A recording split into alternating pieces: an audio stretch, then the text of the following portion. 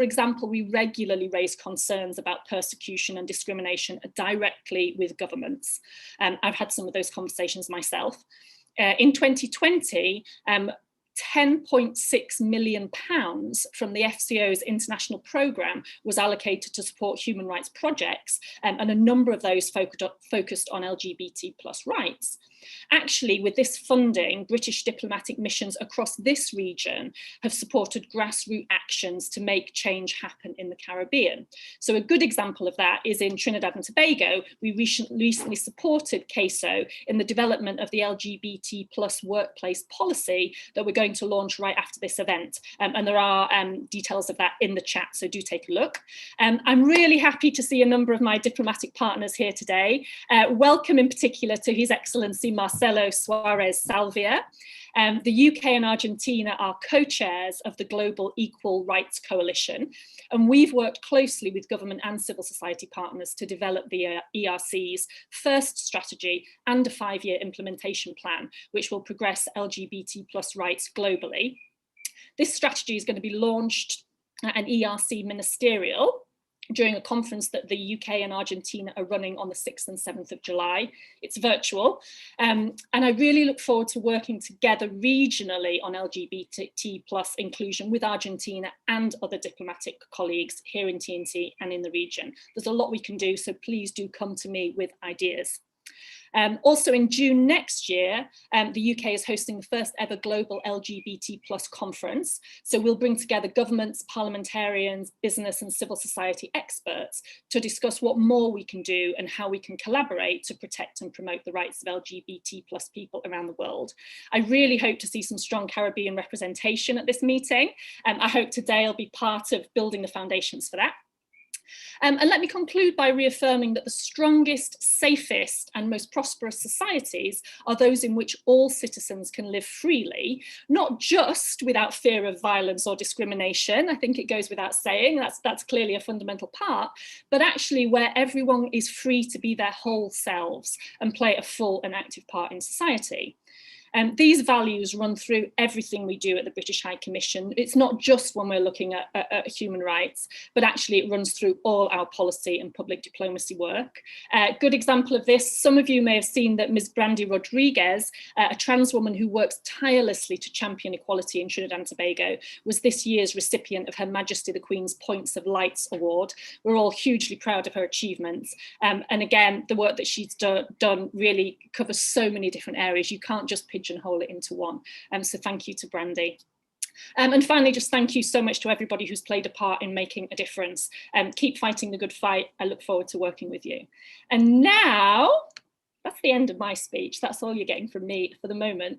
But I've got the great pleasure now to introduce some words from Sir Richard Branson. He doesn't really need any introduction, but I think, as you all know, he's the founder of the Virgin Group. So I'll pass over to him. Thank you very much. Well, hello everybody. It's a great pleasure to speak to you today as Open for Business launched the results of their groundbreaking new research on LGBT+ inclusion in the Caribbean region. As many of you know, I made the Caribbean my home many, many years ago, and it's a gorgeous part of the world.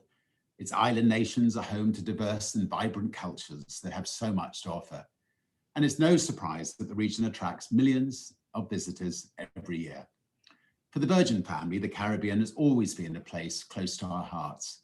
Since the 1980s, Virgin Atlantic has flown millions to the region's destinations from Barbados to Cuba. Our new cruise line, Virgin Voyages, will soon sail in the Caribbean waters. And there's no question that tourism has done much to transform these islands economically, culturally, and socially. Caribbean nations are open for business, keen to connect with the world, ready to expand both tourism and trade. But like all places, the Caribbean faces its challenges. Archaic laws and discriminatory attitudes, often a legacy of colonialism, continue to repress LGBT+ populations and turn off would-be visitors. In most of the 12 countries in this report, LGBT+ people continue to be discriminated against, even criminalized for who they are and whom they love. All this comes at a real and significant cost to local economies, to communities, and ultimately, of course, to the people. The upside is that the business case for LGBT plus inclusion is strong and compelling. Change is possible and it will benefit all Caribbean nations. As so often, it starts with dialogue between governments, business, the LGBT plus community and their advocates. And that's what Open for Business is all about, making the case, starting a conversation. Virgin is proud to be a founding partner of Open for Business, and I'm hopeful today's findings will make a difference. I'll let the brilliant experts that have spent the better part of last year studying the issue explain the details. But I don't want to end without thanking everyone that has been part of this important project. The project team at OFB, and especially Virgin Atlantic, whose generous support has made this effort possible. For all of us at Virgin, diversity and inclusion lie at the heart of who we are as a company and as a people. And if we can change business for good, surely we can help change the world for the better. In this spirit, I wish you all an informative and productive day. Cheers.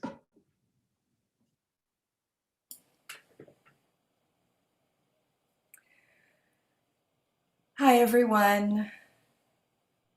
My name is Angelique Nixon, again, Director of CAISO Sex and Gender Justice in Trinidad and Tobago.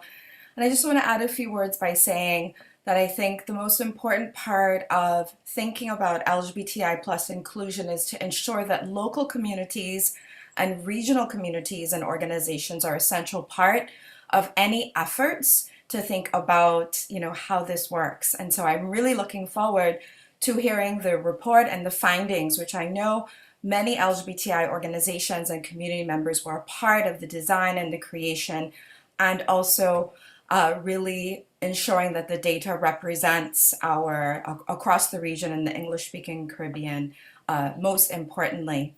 And I also want to say too that I think it's important for us to ground our work and our efforts in terms of economic inclusion in one that is mindful of an intersectional analysis. LGBT issues, exclusion, and issues related to LGBTI discrimination are also impacted by issues of gender, race, ethnicity, class, and larger colonial and post-colonial structures that still impact our societies. So I just wanted to share that as we think about the data and we remember that LGBT plus people, myself and many community members around the region, we have multiple identities.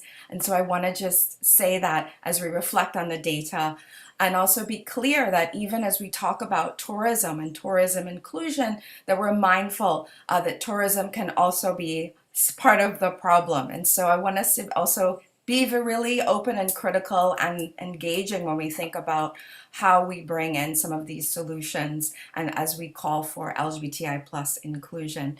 And so I'm looking forward to hearing the research, and I hand over to Phil Crehan and Liam Resende, who are going to present the key findings from this report.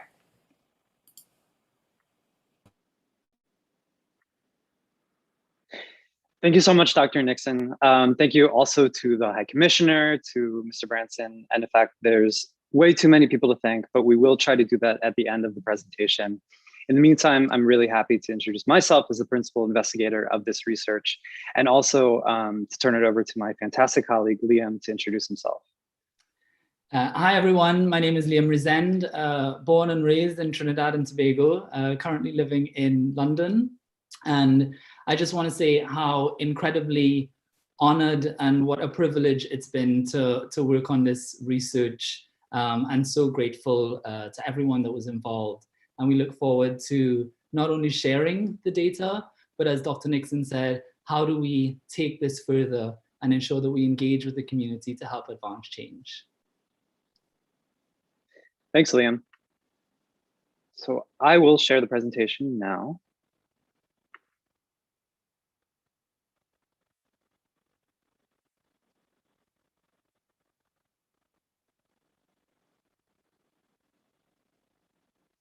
And just wondering if folks can see that.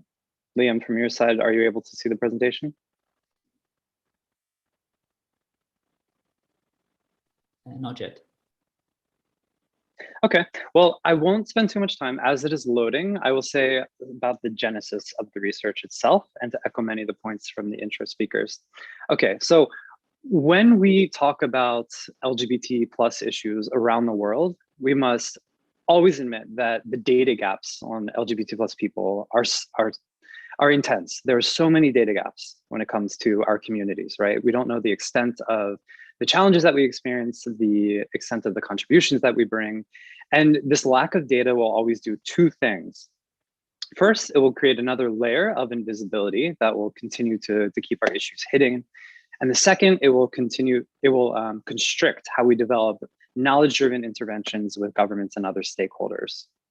So around the world, when we do gather more data on these issues, and what we know to be true is that, of course, when we speak to exclusion, discrimination, and violence, this will always be an issue of human rights. And that is our starting point for this research and a lot of the research done with Open for Business. But at the same time, this is also a business and economic imperative. This is the space that Open for Business occupies, and this is really the focus of our research in the English-speaking Caribbean. So I'm gonna double check that this is being shared. You know, there's always a tech difficulty with the Zoom, so you have to forgive me.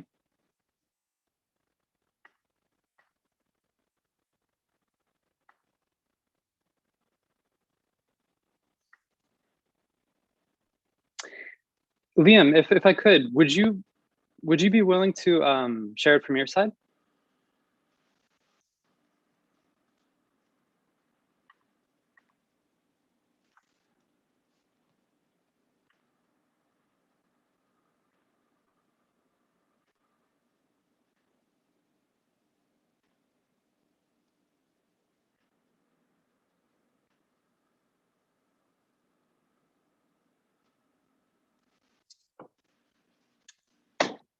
All right. Well, this is life, and we have to do what we have to do. So I'm kindly asking my colleagues, Luke, if you can, with Open for Business, share this PowerPoint, and I'm just going to jump in and do this by looking at you all one-on-one.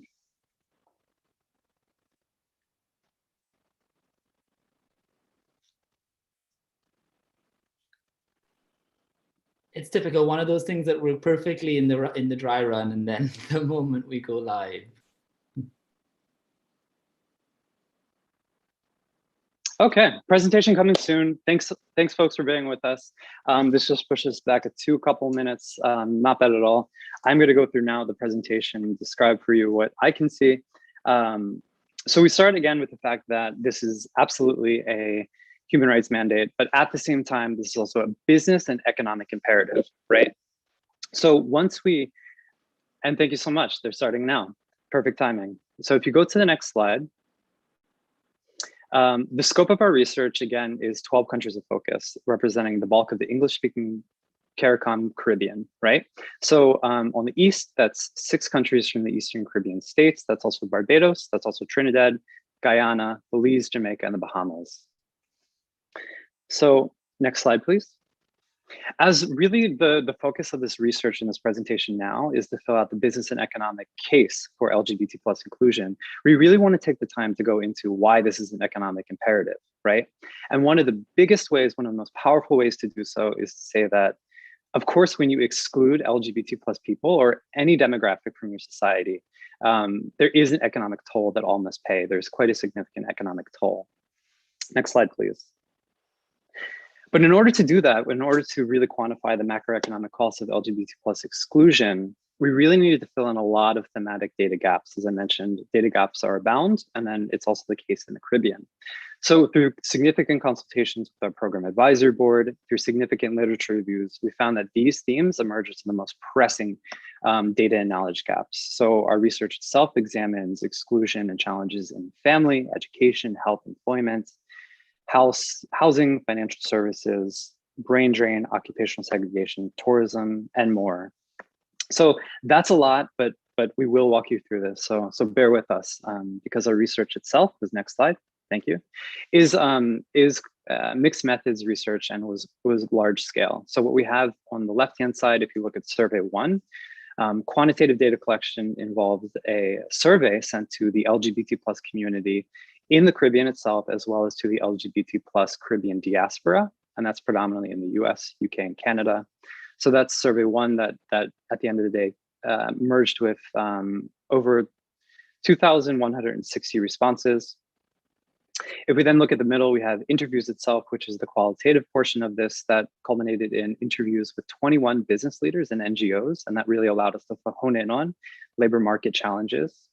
And then on the right, we have our second survey, a second quantitative component, which was geared toward prospective tourists, both LGBT plus and non-LGBT plus, and that was around 1,430 responses.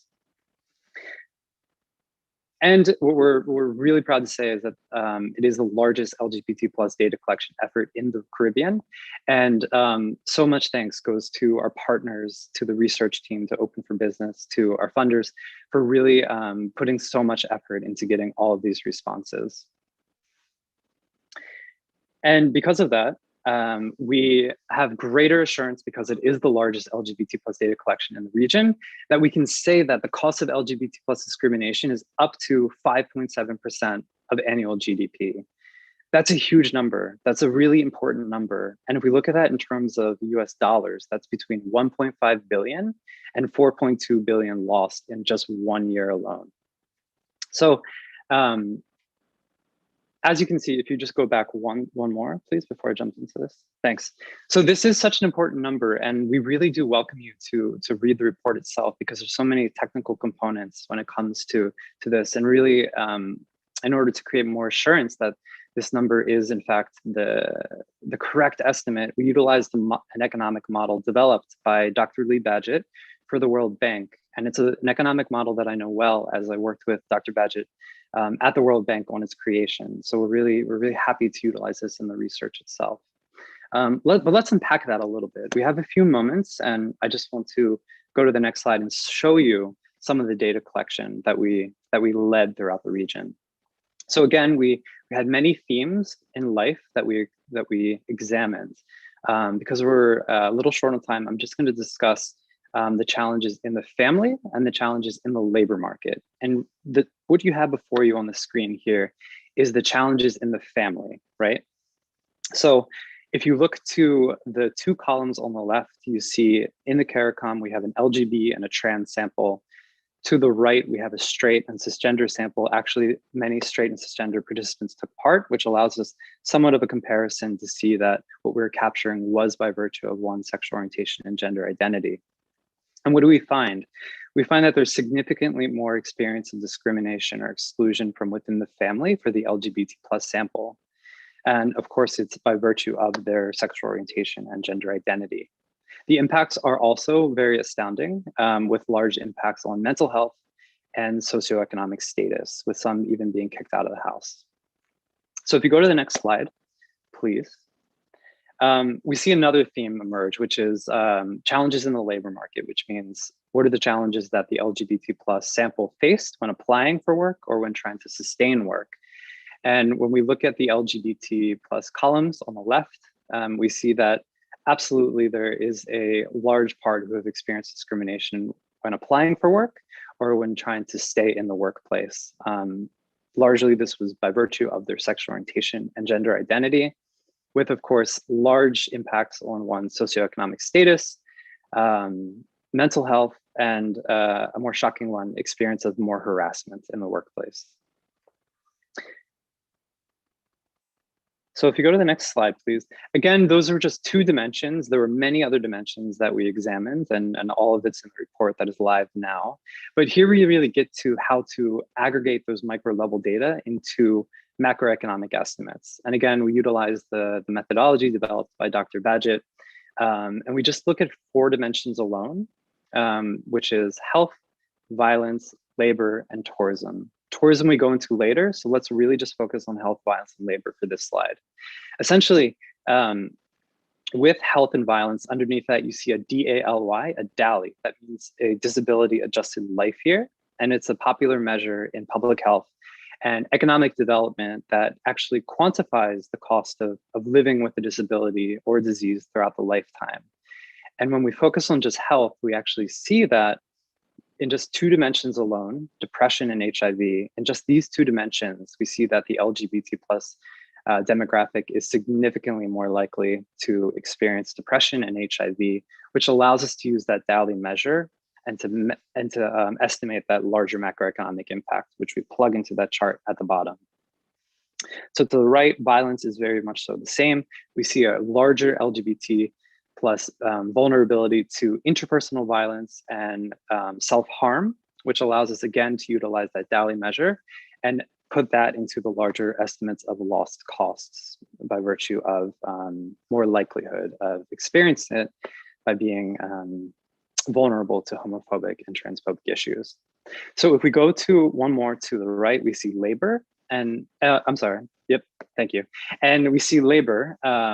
Actually, there's what we find by looking at the average annual income of the LGBT plus sample and the average annual income of the general populations in the 12 countries, we do see a significant wage gap, which means that the LGBT plus sample earns 11% less than the mainstream population.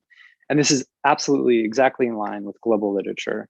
And what we can do with that is we can extrapolate that wage gap onto lost productivity in the workplace, and then further extrapolate what that means in terms of lower economic output. So tourism is another capture. Again, I go into that later, but all of this comes down to, we can, with assurance, and as it is well grounded in our research, we say that between 1.5 billion and 4.2 billion dollars are lost annually due to LGBT plus exclusion. That's up to 5.7% of the regional GDP. So next slide, please.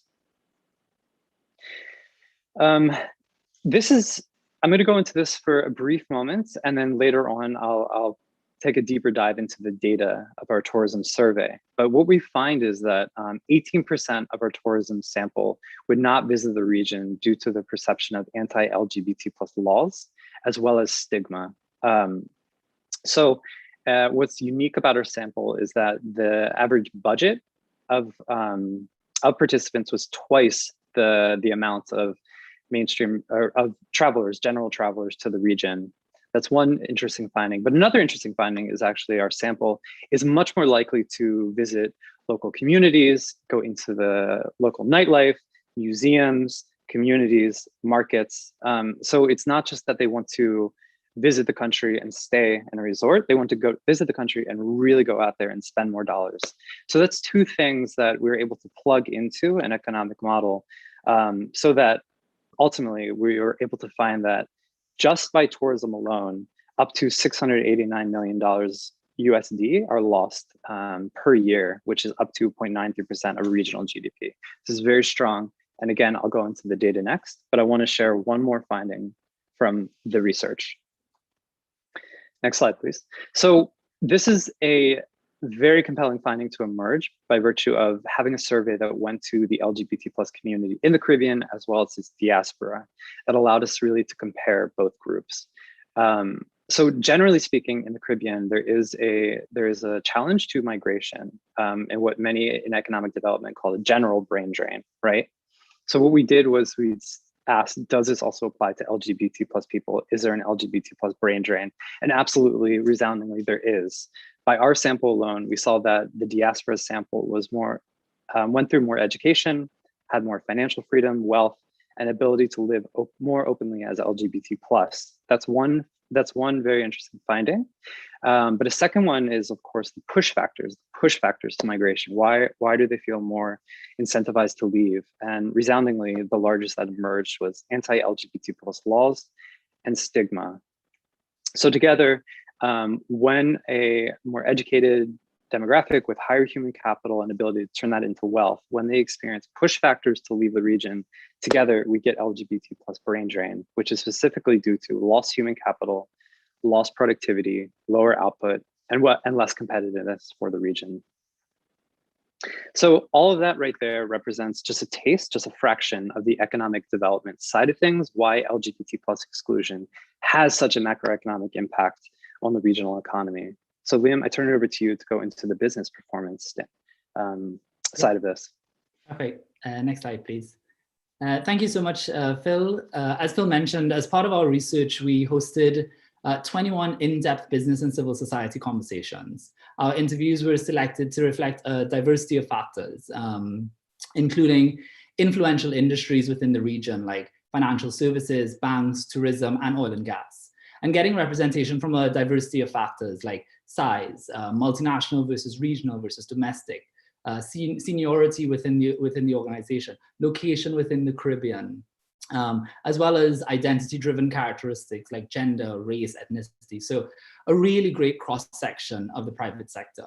And then finally, we also spoke to a few LGBT plus leaders from civil society. So a great mix. And what was really inspiring for me was, hearing from these business leaders, particularly from companies that operate exclusively in the Caribbean, a real understanding of LGBT plus challenges in the workplace, as well as them articulating how LGBT plus inclusion contributes to better business outcomes. And as we talk about challenges, what our data confirmed, and if we move to the next slide, is that LGBT plus people experience occupational segregation, whereby LGBT plus people are overrepresented in some sectors and underrepresented in others. And this is not driven by talent, but by the stigma, biases, and stereotypes of employers, which are often allowed to thrive due to missing legal and institutional protections. This is really important to note, as it confirms that the discrimination and challenges LGBT plus people face in the workplace are systemic. This shows a significant misallocation of labor, which depletes the talent pools, creates wage gaps, lower labor productivity, as well as economic output. And our survey and interview data show that occupational segregation keeps LGBT plus people largely confined to the informal sector. And for those who are hired into the formal sector, they feel significant pressure to stay closeted, edit themselves, and find it harder to stay in the workplace and be promoted. So overall, this is a business and economic imperative to address. And we find that a bulk of our business leader interviews are starting to address these issues, and not as an act of charity or because corporate tells them to, but rather they see the value and benefits that LGBT plus people bring when they're included. So moving to the next slide, we look at the business rationale for LGBT plus inclusion. Open for Business has developed a global evidence base linking LGBT plus inclusion to improved business performance. And our research finds that this also applies in the Caribbean. For all businesses, the ability to attract and retain talented employees is a key competitive advantage, and unnecessary turnover forces companies to spend a large amount of money recruiting and training new employees. And it was no surprise that this point came across strongly in our business leader interviews. However, what's encouraging is that many of them acknowledge the challenges that LGBT plus people experience in the workplace. To address this, business leaders are cultivating a more inclusive and respectful workplace and introducing or enhancing workplace policies. And you'll actually see later on at the launch event from CAISO, the work of the LGBT workplace policy. So coming back to our research, 5 of the business leaders noted that their positive treatment of LGBT staff had inadvertently caused positive ripple effects throughout the labor market. One interviewee that we spoke to said that she wore a bracelet that identifies her as an LGBT plus ally, and how knowledge of her acceptance spread into the LGBT plus community among prospective applicants and current staff. And this simple act led to multiple people on her team coming out to her and opening up to her about their sexual orientation. I can tell you from personal experience how powerful it is to have visible role models and allies in the workplace. So much so I remember calling Phil after one of our interviews, quite emotional, as I was moved to tears listening to one of our interviewees speak about the importance of allyship and thinking about how much that would have meant to me 11 years ago when I was working in Trinidad. When people are able to bring their whole self to work, not only does this have a significant impact on their well-being, but they're more motivated. This motivation leads to innovation, which again is critical to securing and maintaining a competitive advantage. Across our research, Open for Business consistently finds that LGBT plus inclusive companies are more innovative, and the business leaders in the Caribbean confirmed the same applies in the region. More than half of the business leader interviews mentioned the sheer positive impact of hiring LGBT plus people and the innovation they bring to the business. In fact, many interviewees spoke about how these staff contribute to a healthier climate, contribute to new methods to improve operations, and even craft more creative marketing strategies. These business leaders saw the direct connection between supporting the LGBT plus staff and how that translates into an innovative culture and products. People want to work in an organization where they're respected and feel like they belong. When you have fully engaged employees who are happy to be there, this turns into a higher quality output, as well as longer, more fulfilling tenure in that workplace. And, again, drawing from my own personal experience, I started my career in Trinidad, and I know I don't look that old, but I spent nearly 13 years in my last job at Hyatt Hotels because I felt a profound sense of belonging. This was again confirmed in our research for interviewees who identified as LGBT plus and felt supported in their place of work, described their motivation to produce more and for a longer time. In the Caribbean, this shows that the private sector can do more on LGBT plus inclusion, particularly in light of growing market expectations to do so. In the business leader interviews, there was also some awareness about the power and influence of LGBT plus consumers in the Caribbean, but this was predominantly explored in 3 industries: insurance, retail, and tourism. And you'll hear Phil talk in a second about that. What was found was that the business leaders in the Caribbean are increasingly articulating how LGBT plus inclusion contributes to better business outcomes. And there is an emerging yet significant business-minded approach to addressing issues of LGBT plus inclusion in the workplace and sometimes even in the community. Therefore, we have an incredible opportunity in the Caribbean to leverage the business community to help advance LGBT plus rights and equality in the region. And we hope that by highlighting both the business case and the moral imperative, that this research will act as a catalyst for that change. So I'll hand you back over to Phil to talk us through some of the tourism findings. Yeah, thanks, Liam. Let's take a very quick dive into the tourism research and data. So if you go to the next slide, please. And one more. We can really understand the preferences of travelers coming to the region. So one of the questions we asked is, would you consider visiting a country in the English-speaking Caribbean in the next 3 years? Of course, excluding anything to do with COVID-19 travel restrictions. 18% of our sample would not. And when we asked them why not, there's a significant number who wrote in, and then there was also a lot believing that it'd be too dangerous. When we looked at the write-ins, it was hundreds upon hundreds of responses that were predominantly, almost exclusively relating to anti-LGBT plus laws and stigma and the relationship to the perception of being able to safely travel there. So this is really one way of understanding what is the lost cost of when international travelers won't visit the region because of their perception of anti-LGBT plus issues. If you go to the next slide, what we can see is the inverse of that, which is a very one of the most powerful findings to emerge from our survey, but it's the added value of when there is pro-LGBT plus policies enacted. And what we find is, what we asked, we first asked to all of them, LGBT plus participants and non-LGBT plus participants, we said, what is the likelihood of traveling to a country before or after it passes same-sex civil unions? And what we find is up to 60% of the entire sample would visit that country, but only after they pass that support for same-sex civil unions.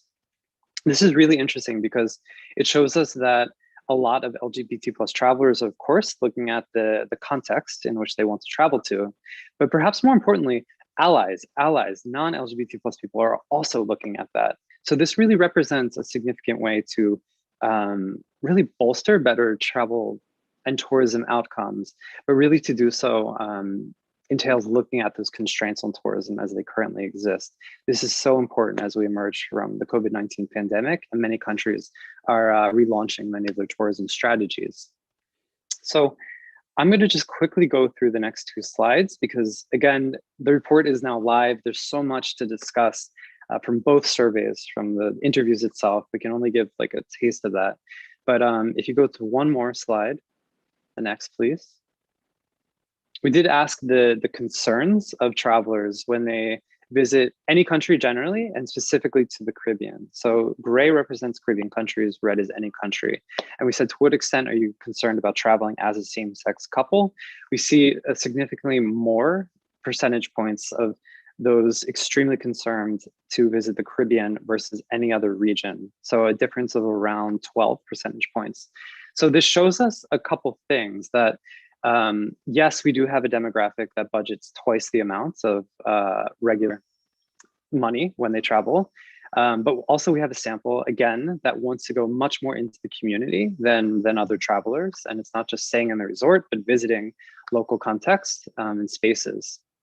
But when we see that there are these significant concerns that they have when they visit the Caribbean, there is this question of, you know, are we tapping into that money in the best way possible? Is that our tourism strategy is currently taking into account the world's best and robust method of increasing the appeal of international travelers to visit? So these are all questions that we ask in the report itself. And I think just for the sake of time, we should wrap up. And as I mentioned at the beginning, there's so many people to thank. We'd like to just give a really quick taste of that. And I turn it over to you, Liam.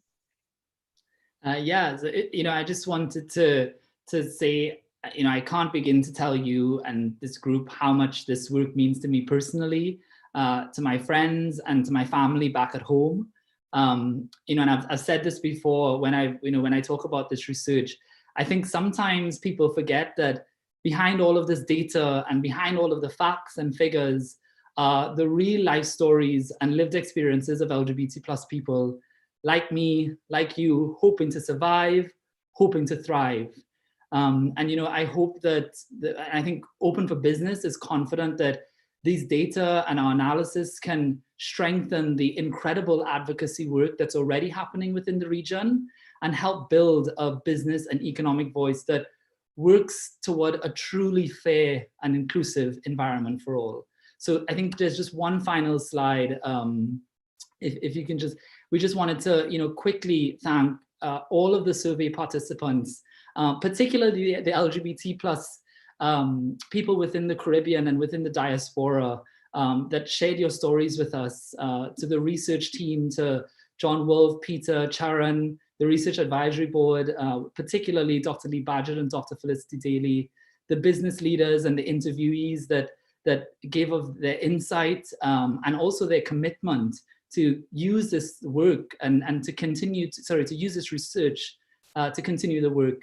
And the Program Advisory Board, you know, we had, as Dr. Nixon rightfully pointed out, this has to be work done with the civil society in the region. And, you know, a special thanks to Kenita, Caleb, Alexis, Simone, Michael, Kadeem, and Nish, and to all of our community partners and sponsors and supporters, and Phil for the incredible work you've done as well on putting this together and leading this research. And of course, thanks to Virgin Atlantic and Brunswick for making this all possible. So again, I'm very, very grateful. I think we're all incredibly grateful, and we hope that this will really lead to creating the change that I think we're ready for and that is definitely needed within the region. So thank you again for listening. And I think we hand it over back to Dr. Nixon. Hi, everyone. Thank you so much, Phil and Liam.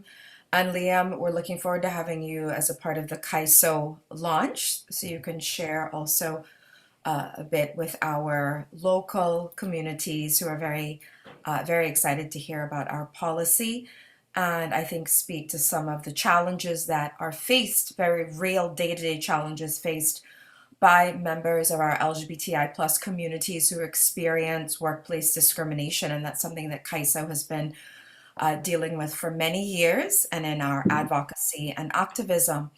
And so really to hear now from the program advisors and some of the the regional and local organizations and their representatives who worked on this Open for Business report. And I now turn over for a panel discussion with civil society leaders to Juha Jarvanen, who's the Chief Commercial Officer of Virgin Atlantic, who will lead that roundtable panel discussion. Thank you, Angelique. It was amazing to be here, and it's fair to say that everyone who's listening, including myself, will be astonished by these figures, and there's a clear opportunity to drive real change in the Caribbean. I'd like to say, first of all, thank you for the team at Open for Business for compiling such a robust, compelling research that cannot be ignored at any level in any of these countries. Everyone at Virgin Atlantic has been proud to work with Open for Business on this research specifically and focusing on the Caribbean, which is one of the most popular destinations. At Virgin Atlantic, our purpose is that everyone can take on the world, and we live by that. We take inclusion and diversity seriously, and it's so important that we foster a culture of belonging. We actually encourage every single one of our people to be themselves at work every single day. And I can only talk about myself. After years of not wanting to divulge my own sexuality at work and in business networks, joining our amazing airline back in 2019 was a breath of fresh air in many ways. About 1 month into my role, I was asked to share an introductory post in our internal communication platform. And it was the first time in my career I felt comfortable enough and proud to share exactly who I was. Juha, a Finnish-born, back then 43-year-old, with a love of travel, running, hot yoga, and lastly, but most importantly, happily married to my husband, Jussi. This also extends to our customers. We want to make sure that every single person who travels with Virgin Atlantic to feel that they can be themselves on a holiday. And the Caribbean, understandably, is one of the biggest leisure destinations we fly to, and one of the most popular holiday destinations in the world, but it's also one of the most least inclusive. Tourism plays a vital role in the economies of many Caribbean countries, which have felt particularly harsh impact from the global slowdown during the COVID-19. And to support the region's economic recovery in the future, it will be essential for the destinations to attract the widest possible demographic of travelers, including those who identify them as LGBT+ and allies of the community. As the research shows, tourism in the Caribbean is diminished by the anti-LGBT+ laws and stigma at the cost of up to $689 million. During the pandemic, we've been forced to strip back everything what really matters, and human connection, human interaction is on top of the list, I'm sure for many of us. It is more important than ever to feel proud that who we are, no matter how we identify ourselves or who do we love. So at Virgin Atlantic, we will continue to use the power of our brand to push for the change around the world. However, the people on the ground, the local LGBT+ activists and businesses, are more important than ever in this journey. I'm delighted to be joined by 3 amazing people here today, and I'm very much look forward to the discussion of this research. And the next step, really, how do we make a real change in the region and take it further? So let's first of all invite the 3 panelists over, and let's start with Kenita. If you introduce yourself first.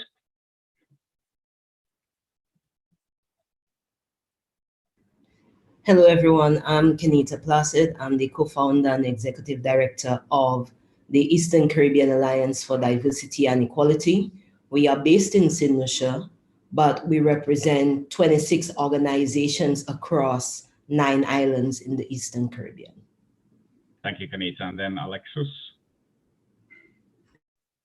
Good morning, everybody. My name is Alexis DeMarco. I am the executive director for UC Trans, the United Caribbean Trans Network, a network for trans and gender non-conforming people living in the Caribbean region.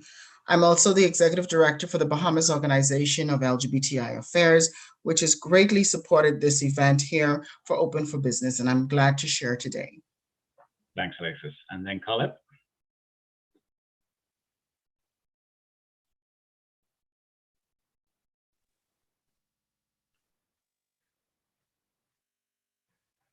There you are. Can you hear us? Hi, Caleb Orozco, Executive Director of NIBAM, running the oldest and only LGBT-led policy and advocacy organization in Belize. Thank you, Colette. Okay, let's go to the questions. Let's start with Kanita. First question, what did you find the most striking about this new research? I think when we looked at the research, even before the results were out, just the idea of being able to do this, being able to collect the data, being able to know that, they will actually have not just the stories of individuals on the ground, but actually be able to support it with data, which is what government is always asking for, to prove this and prove that. Where's the statistics? And finally, there is this research that's coming across 12 islands to really look deep into what is the situation and how is that really harming us, particularly looking at the Caribbean, where we looked at a region that is highly focused on tourism as the main currency export. And, it was really important for us to go deep into this. And so my organization really encouraged other organizations on the ground within the networks to really support and share this as widely as possible. I think there is nothing shocking. There's nothing that is new, but I think what it definitely brings to us is the representation of that data that has gone through an ethical process in helping us really understand it from the data standpoint, because we have been living that reality. And so now when we talk about it, those statistics will support our reality in showing that really and truly how countries are operating, how the brain drain in the region is continuous, when tourism numbers can be better, and all of those things. Really, it unpacks it in a way that is now supported. And it's not just, a conversation. So I look forward to what happens beyond the launch in terms of where we're sharing it, how we're sharing it, and what further discussions we are going to get from it. Thanks. Do you have any examples? How do you see this report playing a role in promoting the LGBT equality in the region, especially if you think about from an Eastern Caribbean perspective, where you are based yourself? Particularly for the Eastern Caribbean, when we look at the Commonwealth, 54 countries, yet we could have counted before roughly 11 countries sit in this region. Within the countries that I work directly with on a day-to-day basis, we have 7 of those countries sitting in the Eastern Caribbean with laws criminalizing same-sex behavior. And something we always have to be clear about, the laws do not criminalize gay persons or homosexuality. It criminalizes a behavior, an act. That is what it criminalizes for persons who are not clear about this. And what I do see is, how does this contribute to the challenges of the cases that we currently have going on? And I think it steps up greatly. And for me, this report gives an additional layer, because just a couple months ago, we launched a report on the attitudes on the ground of LGBT persons. And we did that across 7 countries. And why was it 7? Because it was the 7 countries we knew that they had active cases being put forward. And with this report now, it's across 12 countries, but what I would look forward to is actually taking that information and being able to analyze the data across the same 7 countries, looking at the attitudes that we saw there and looking at the responses of people from out there, and being able to analyze that and see where some of the attitudes on the ground actually is directly connecting with what's that put out there. Because when you search for the Caribbean, before we got a lot of negativity, like it's the most homophobic place in the world. And, you know, figure out what does that mean. But I think when we start looking at the data and we look at the tourism data, we look at the employment data, I'm happy to say that it supports ongoing work, because in the next couple of weeks, we actually will be launching 2 other reports that look at the labor laws across the 7 countries, protections or lack of protections on hate crime legislation across the 7 countries. So again, connecting the dots continuously in terms of what this is telling us, in terms of how people see us out there, how the community feels on the ground, and what we need to do to step up, and where do we need to call government into account. But this also gives us an opportunity to allow private sector to also do their part, because they have an economical power that they usually don't use to protect LGBT persons. Yeah, no, that's very powerful. Thanks, Kenita. Then what about Alexis? What struck you most out of this research? Any sort of highlights that you were either surprised about or you were struck with? Well, agreeing with my colleague Kenita, there was nothing striking about it, but the real thing about it is we actually have some data in the Caribbean region that we can present to governments that's been constantly saying we don't have LGBTI people in our country, not knowing that there's an existence of LGBTI citizens who deserve to be protected and their human rights to be protected. One thing is that everybody, every country needs commerce and everybody understands business. And for me, it was very important and very striking to be a part of this Open for Business thing, especially in the Bahamas region, where tourism is our main bread and butter, where we depend on tourism to be able to feed our families. So for me, this survey was very important and very inclusive, especially hearing a voice from citizens who were not often having an opportunity to express their concerns or to showcase what are their issues within the region, especially within the Bahamas. Yeah, that's very powerful. What about then, if we think from a business perspective, we have all the data now carried from these 12 countries. How do you see that the businesses, if you think from a hoteliers, airlines, tour operators, how do you see that the businesses can strategically help the issue, address the issue in the Caribbean?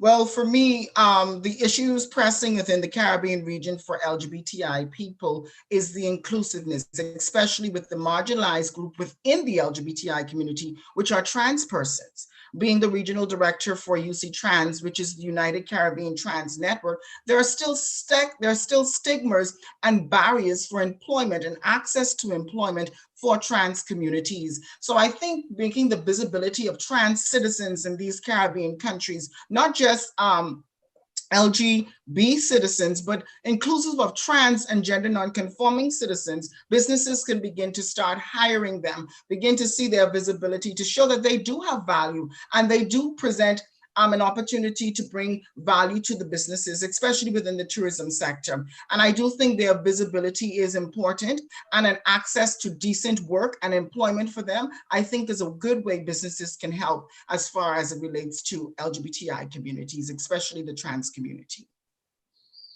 Thanks, Alexis. Caleb, what about you? What have you found the most interesting about this new research?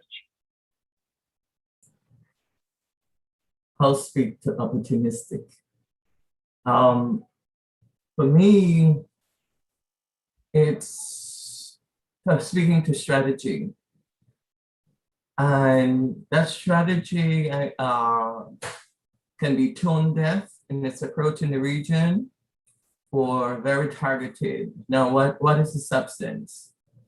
I think when we talk about a transnational approach to socialized data, I believe Open for Business is in a perfect position to engage the various systems in the region, whether it's academia with the University of the West Indies, whether it's a political system at CARICOM, COSHAD, whether it's simply speaking to the Secretary General, who is Belizean and will be in her job in about 2 months, whether it's about engaging multilateral and bilateral institutions, I believe they're all IFIs, whether it's having a long-term view that transformation isn't just an event, or it isn't just a report.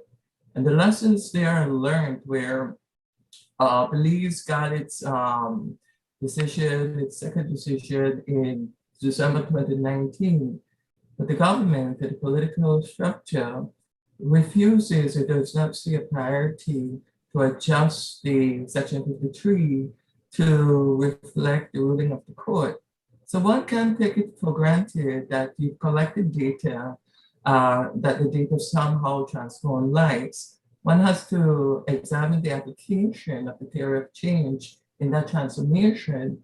And I believe that discussion is still underdeveloped by open business through its transnational lens. With regards to the dating specifically, what I liked really is the estimate around loss of GDP. And what I liked really is the reference to mental health. In our work, we've been going through a discussion as to what does systemic trauma and bias look like in a legislative exclusion, in the state culture of complicity by omission, indifference, and inaction, to address just access to justice, to address health outcomes. And what we've seen is an absence, or in this case, an erasure of data of our dead bodies with the crime observatory that is run by the state. What we've seen is a lack of intersectional interventions in the HIV response or in development planning. These are important elements in the application of transforming the data that Open for Business has identified. Deeper than that, it's not just important to have a splashy event, but to understand the pragmatism of data collection in small countries. I note that there's a big reference to large corporations, but in Belize, 90% of the businesses are micro, small, and medium-sized enterprises. That discussion has to be taken into account when you're looking at the data framework or the governance structure of the state. In that regard, the opportunity is there to take advantage or dialogue with national institutes that collect data. For Belize, there's a Statistical Institute of Belize. In other parts, in the other 12 countries, there are other national institutes which can be encouraged to examine the opportunities for data collection, and that dialogue can be led by Open for Business. More deeper than that, the data does not came at a time when Belize, for example, reported having a $300 million deficit in its budget shortfall, or in this case, the revenue collection. For me, we're not just a sentence in a report or a number that we can brag with regards to estimates about impact on the economy. We're real lives, and I think Open for Business has a responsibility when it leaves the region to leave something behind that then organizations at the national level can leverage. In my case, we note the Ministry of New Industries and the Industry of Blue Economy are relevant in opportunities for engagement and to track, or in this case, take advantage of databases that are in the country. I think Open for Business, for example, have an opportunity to map out what are the databases that countries use in these 12 Caribbean states that can be leveraged to then sustain data collection. Can Open for Business leverage small pots of money to expand what it has done and strengthen the impact or the involvement of LGBT microenterprises in national economies? Noting that regionally, the GDP is around $89 billion. It makes a difference whether $1 million is contributed by LGBT people versus $1 billion. At the end of the day, for us, it's small, micro, and medium-sized enterprises that create jobs. In that regard, my organization has taken advantage of the discussion, recognizing that the discussion on human rights could be a dead horse. So you don't kill a dead horse because it's already dead. So changing the narrative is important for me here because we're working with Human Dignity Trust to address the issue of an anti-discrimination legislation that includes sexual orientation, gender identity, and intersex. We're working to address the issue of hate crime, looking at the sentencing when it impacts persons based on characteristics. We're not just waiting for open for business data to be collected. We're inspired by the idea that transformation has a dual partnership and engagement process that must be run simultaneously. In that regard, the data becomes a foundation, a set of foundational work to examine what does LGBT development framework look like in the broader discussion on global interventions and engagement. We don't have those set of priorities and thematic interventions that can guide or trickle down to regional bodies. These are the opportunities. And in that regard, I can definitely say that is what impresses me, the opportunity. Yeah. Well, thank you so much. And thank you so much for your hard work in Belize. Let's go to some of the Q&A questions that we have received and actually go first to one received from Shane regarding Trinidad and Tobago. As a question, how do we see the society changing in Trinidad and Tobago and accepting the LGBTQI+ community? Because there is still also a gender inequality to deal with.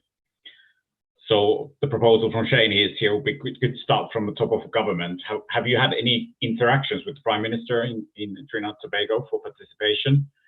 And of course, referring to Barbados as well, which is very much dependent on tourism. So it'd be good to hear your thoughts, and Phil is also joining the panel here. Any specific comments on Trinidad and Tobago here?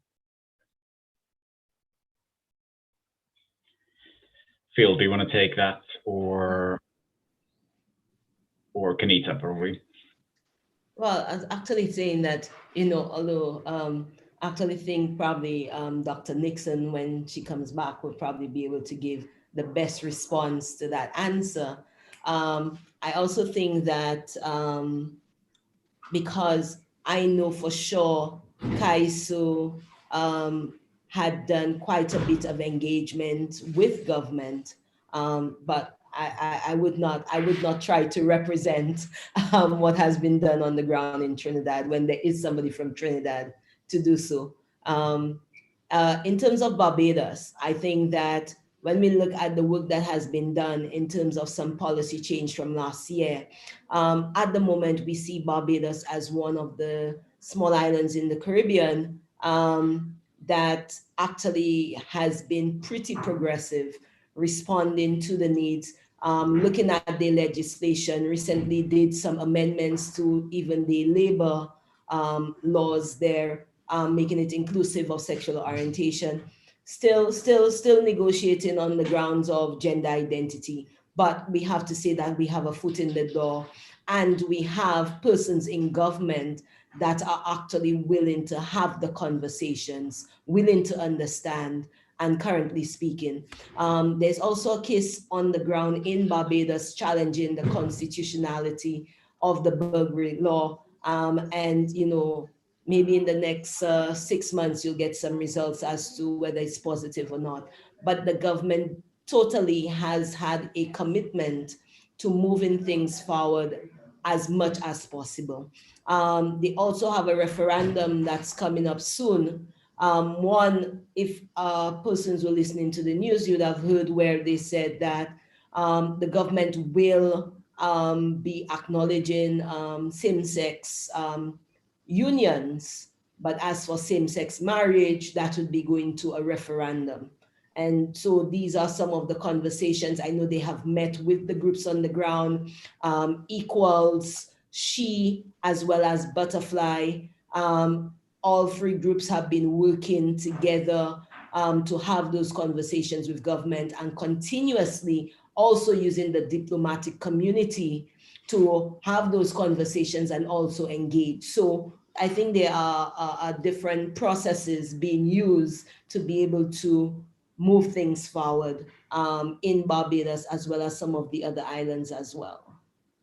That's very positive to hear. And I think also from an airline perspective, the islands are very competitive. So it'd be great to see a bit of healthy competition in this area who drives LGBT rights forward. And I think now we have Barbados is setting the scene in many ways now. Is there any other island highlight potentially as examples? I'm happy to jump in on the question itself and say, yes, Dr. Nixon would be perfectly positioned to answer that question, and also noting that the second event itself will likely go into that, the changing landscape in Trinidad and Tobago. So when it comes to public sentiments toward LGBT plus issues, yes, so Kenita noted that there was some research done by ECAID a few months back, which is really worth looking into. Something that we analyze in the research, our research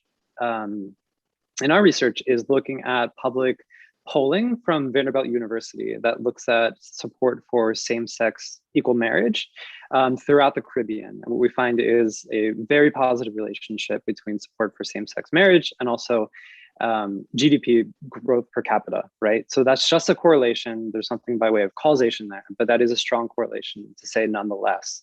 What we find through analyzing our own data of Survey 1 is something that can get us to a likely causal relationship between inclusion and better outcomes for the LGBT plus community. So specifically what we do is, of course, we have 12 countries in total. We have 9 that still criminalize same-sex intimate acts and 3 that do not, which is Bahamas, Belize, and Trinidad, right? So when we put those into 2 categories, we can compare outcomes. We can compare key outcomes in life. So we have a non-criminalized component and the criminalized component, right? And what we find actually is what we call a decriminalization dividend. In the 3 countries that do no longer criminalize same-sex acts, we see less challenges in school, we see less labor market discrimination and less experience of violence. So we go into this much more into the report itself, but it is a really strong finding that is worth really analyzing much more in depth, because of course, when you decriminalize a part of one's identity, there will be positive impacts, but what we did is empirically capture that positive impact when it comes to schools and human capital, labor markets and productivity, and of course, violence and access to justice. This is something that we want to replicate, as Kenita said, in the Eastern Caribbean, because we have 6 countries that we can analyze when it comes to looking at the impact of anti-discrimination legislation in the labor market. So St. Lucia has that piece of legislation. When we put those into 2 categories, we can see its impact on outcomes in labor markets and other key parts of life. So this is something that we're doing in subsequent analysis now that we'll come out with later in the summer. And I also believe that answers Alistair's question on the positive impact of anti-discrimination legislation. It is absolutely part of the equation, but what we find through our model of occupational segregation and interviews and business leader interviews is that many of them aren't waiting for legislation, they're doing it on their own. These business leaders and corporations are voluntarily putting these policies into place, again, to the benefit of everyone. Thanks. Thanks, Phil. Just to piggyback. Yeah, sorry, Alex. Go ahead. Yes, just to piggyback on what Phil was saying, especially the Bahamas has decriminalized, but there's still attitude changes within the realities on the ground does not reflect our realities, even though it's on paper. So it takes persons like myself, human rights activists, to be out there lobbying government and being out there to agitate for on behalf of the communities of their lived realities.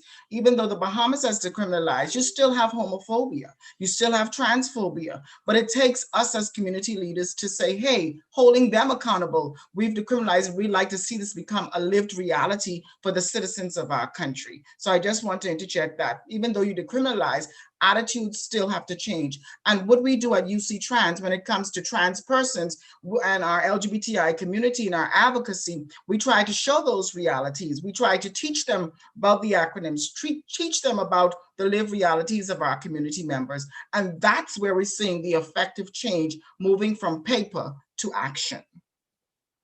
Yeah, that's very powerful because it doesn't happen. First of all, it doesn't happen overnight. It's not only changing legislation, it's the mindset, which obviously quite often takes longer time. You're 100% right.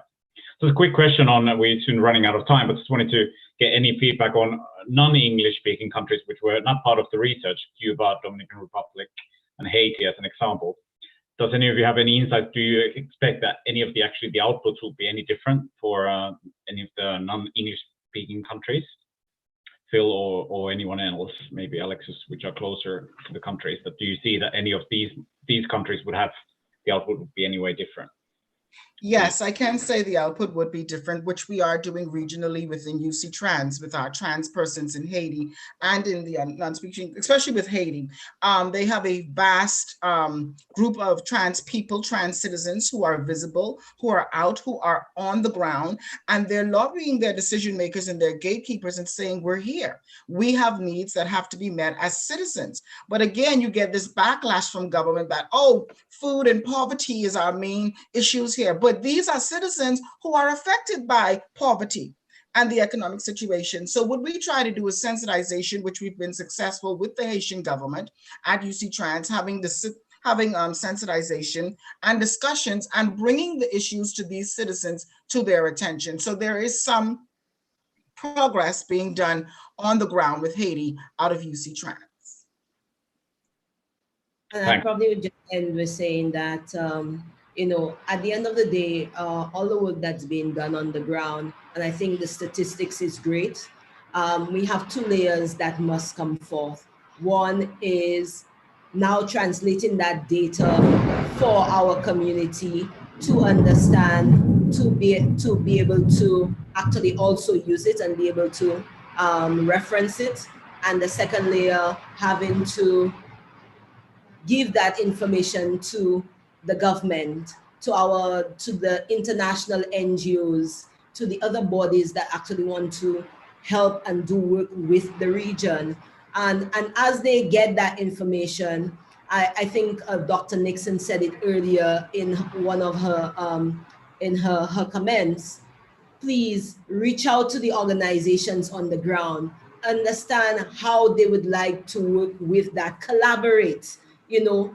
And I think if every organization and every firm think about the work they want to do is to ensure that there's actually progress and no further harm is done to the people that they are set out to help. And so please try to collaborate with organizations on the ground and not just do it from the top up. Thank you so much. And easily we could continue this discussion for a long time, but unfortunately we're running out of time. Thank you everyone for joining the panel, and I'm handing back to Dr. Nixon. Hi everyone. I'm not able to start my video. I think that the host needs to do that, but I can continue talking for now. And I just want to echo what Kanita, oh, here we go. I want to echo what Kanita just said, and also just thank Caleb, Alexis, and Kanita. Thank you so much for being here. It is so important that your voices as leaders of Caribbean LGBTI movements and organizations are centered in this conversation, and it's very clear that across the region, the organizations were a part of the collection of this data, and I think we have to be mindful of how the data is used. As I said in the Q&A, we can't only rely on tourism. Tourism is not our savior. It is actually unsustainable, and I think that is important to remember in terms of how we use this data and the kinds of arguments we make. And as Alexis said, you know, in the Bahamas, which is actually where I'm from, I live in Trinidad and Tobago, you know, decriminalization happened a long time ago, and the government can easily say yes to the pink dollar and yes to tourism dollars to the tourism industry, and then equally be conservative in its approach with the local spaces. And I think that's important to keep in mind. The other thing that I want to raise before we hand over for our final speaker is that the issue of anti-discrimination legislation that someone raised in the Q&A, and I responded, absolutely. You know, in Trinidad and Tobago, we also had decriminalization, of course, that is being appealed. We know the Jones case is being appealed by the government. But nonetheless, we need anti-discrimination protection now because sexual orientation is excluded from the Equal Opportunities Act. And that is something we've been fighting for a long time here in Trinidad, many organizations. And we have a shared policy agenda in which we address the issues that are facing LGBTI plus communities, especially around housing, employment discrimination, healthcare, access to goods and services, and others. And so you will see some of that work. I shared some links. And I invite you all, please, to join the CAISO LGBTI plus workplace policy launch, which begins at 10:45 a.m. And I ask if the host can please add that link to here in our chat. And I just want to thank very much again, thanks to Kanita, Alexis, and Caleb for bringing all of your perspectives. And we now are going, so thank you so much to our roundtable. And we now are going to have a wrap up from the Honorable Valerie Woods, Speaker of the House of Representatives in Belize, and who is going to share with us and close our event. Thank you so much. Thank you, Dr. Angelique Nixon. First, let me tell you, it's really an honor for me to participate and to be a part of this event. I was present when Phil actually interviewed me. I forget how long ago that was now, Phil. And I was particularly pleased because as a business manager, it's really the first experience for me to see data being looked at through the economic lens, but particularly because of LGBTQ plus or lack thereof inclusion. And so for my closing remarks, and I recognize I do need to be brief, I'd like to say that first, as a business manager, it's absolutely important that private sector has this data. It may not rub all of us very well, but the fact is the private sector will listen up when the dollars are put in front of them. And in my role as the Speaker of the House of Representatives for Belize, it's also important that government, parliament, opposition government members, senators are provided with data. It is true, as I've heard in the discussion earlier, that oftentimes our government leaders will say, bring the data, I need the statistics. Well, now we have statistics for them. Data and education is powerful, and I believe the report presented, the research, comprehensive as it is, and obviously focused on tourism, is going to be or can be that opportunity to bring the information now to the forefront, the discussion that's been long delayed. Why do I say that?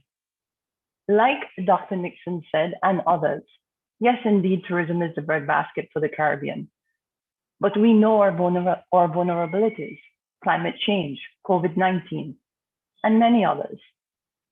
So we cannot put all our eggs in that one basket. But this information anchored within the tourism industry should help governments to advance the discussion on the case for equal opportunities. It should help governments to go from passing or winning cases in the court regarding same-sex to now moving to changing behaviors on the ground, to advancing legislation on anti-discrimination. This type of data speaks to the language of economic sense, dollars and cents, which is the language that the business environment, fortunately or unfortunately, will listen to. What it has said and what it has presented so compelling using the one industry of tourism is that an open, diverse, inclusive business environment makes dollars and cents work. It means increased economic output, productivity, innovation, and creativity. There is a significant economic impact in business and across industries when we approach the investments from that perspective. And for our small countries in the Caribbean, which need to be ever more resilient now due to COVID-19, as well as the climate change vulnerabilities we have experienced over the past several years, this type of data ought to shake up any leader, business or government, to pay attention. I enjoyed the conversation a while ago with Kanita, Alexis, and Caleb because of the perspectives they bring, but because of the fact that they have underscored what the research has done is put in black and white what they have known, what they have lived.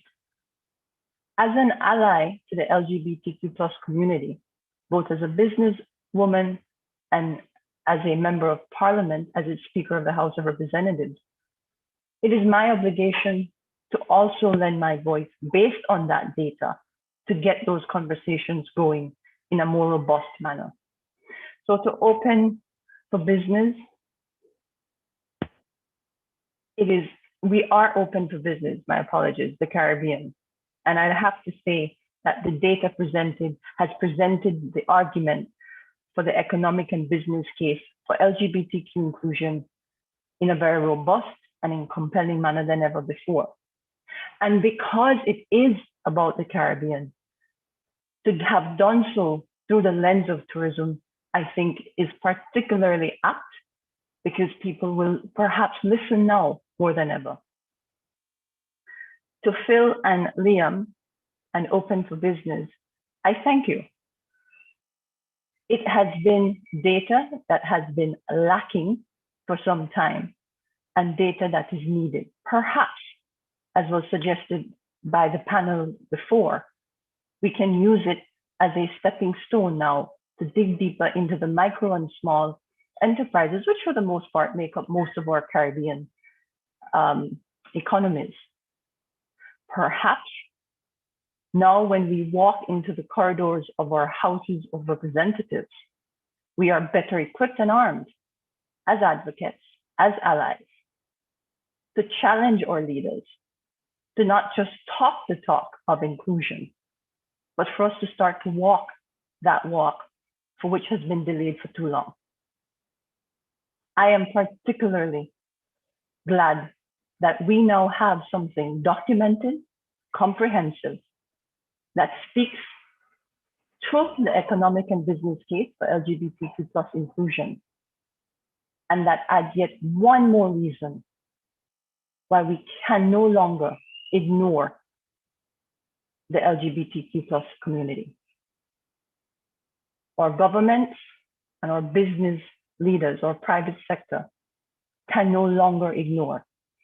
And I believe the report, Phil and Liam, has put that in sharp focus for all of us. Thank you for the opportunity to be a part of the event. And I, like others, hope that this is just the beginning of robust discussions needed to now occur to advance the case. Thank you.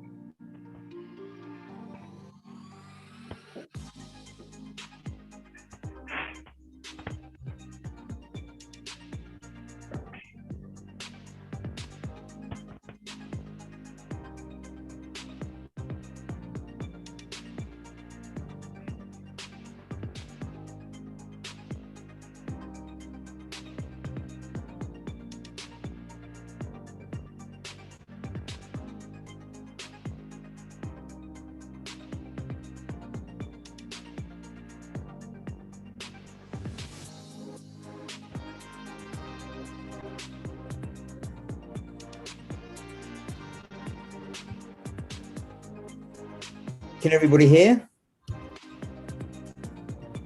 Well done, guys. That was fantastic. Really, really great discussion, and actually some hugely important points brought up in the panel discussion, and also in the questions too, which we should consider carefully. And